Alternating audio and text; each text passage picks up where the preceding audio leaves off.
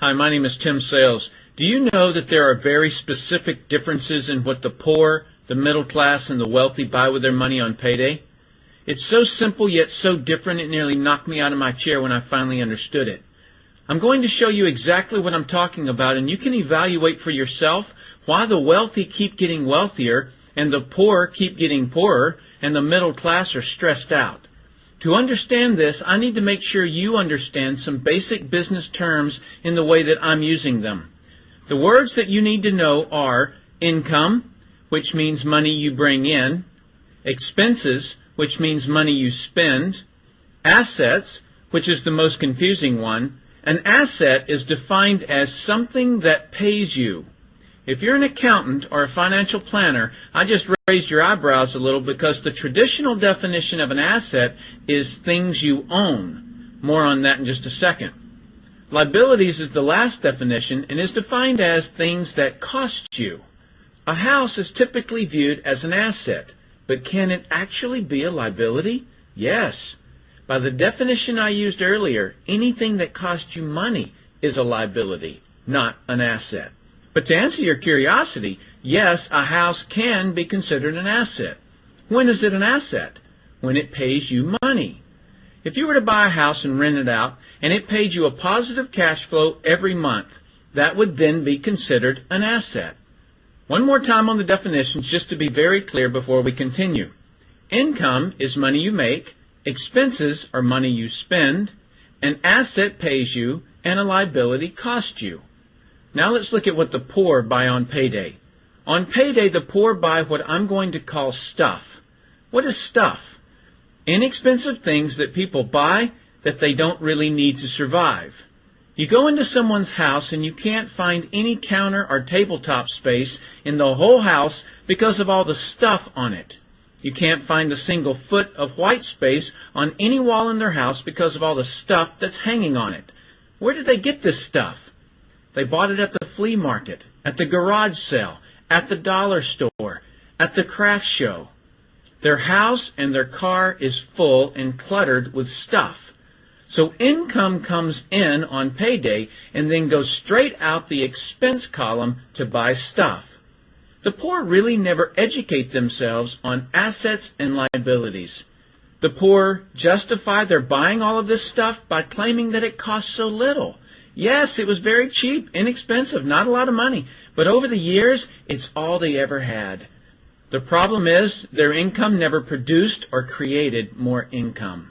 I know this group very well because this was me. This was the way I was raised. I, in no way, am cutting or undermining this group of people or any other group. I just see a lot of financial pain out there and that need not be that way.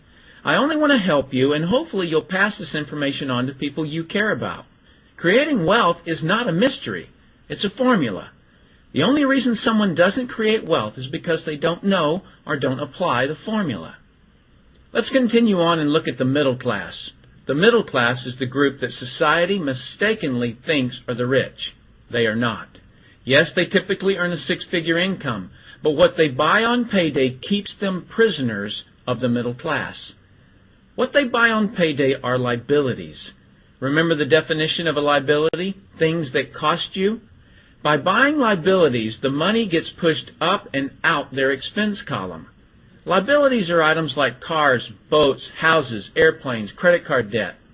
Let me explain the way this happens.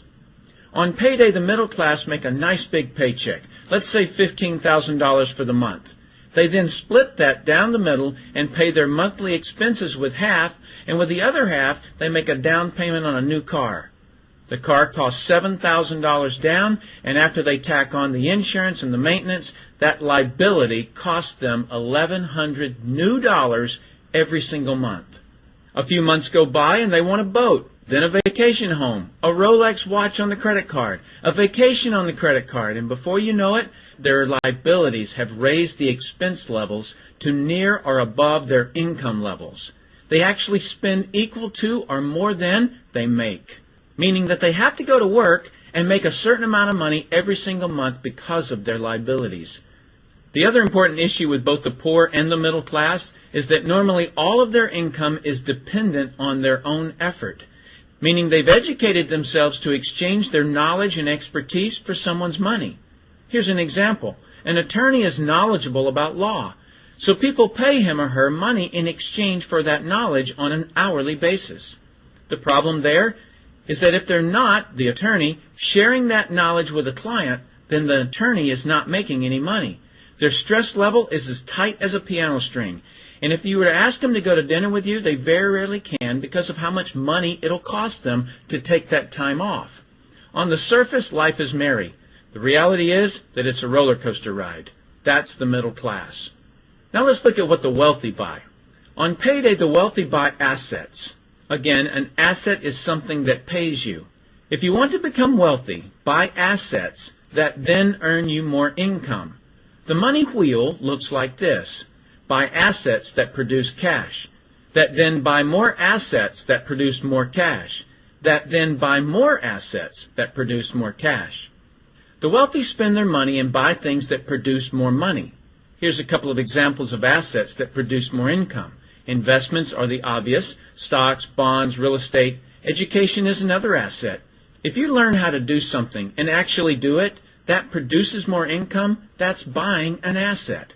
I heard a great expression once: if you think education is expensive, you should see how expensive stupidity is. Another example of assets you can buy that pay you is businesses, especially those businesses that can create a passive income. Passive meaning that once you build it up, it pays you whether you're still building it or not. A little example is if you buy a pinball machine and put it in a barber shop. You don't spend any of the profits. You save them until you can buy another pinball machine and put it in another barber shop. This, by the way, was Warren Buffett's first business. Warren Buffett, by the way, is one of the top 2 richest men in America. The wealthy are extremely eager to find those passive income businesses because it continues to pay them month after month, year after year, long after they've stopped working the business. That's actually the way I created my millions. I found a passive income business that I built up, and it continues to pay me month after month, year after year. I then took those profits and multiplied them in another passive money business, and then again in another. In conclusion, here's what I've learned. You can't find these passive money businesses unless you're open to hearing about them. Then once you find them, be willing to research them. The reason I say this is that I answered a hokey little ad that I ended up making a couple of $1 million from, simply because of that ad. So these businesses are out there. You just got to find them. You've also got to be educated enough that when the right situation does present itself, you don't miss it. So remember, the poor buy stuff, the middle class buy liabilities, and the wealthy buy assets, preferably businesses that can create passive money. Then take that money and buy another asset that produces more money. That's the wealth creation formula. I sincerely hope that you've learned a couple of things from this explanation. I'm Tim Sales.